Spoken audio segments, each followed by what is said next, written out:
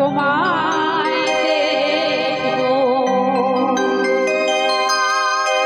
একটু দাঁড়াও দাঁড়াও ইয়া মোহাম্মদ, আমার পরাণ ভরে তোমার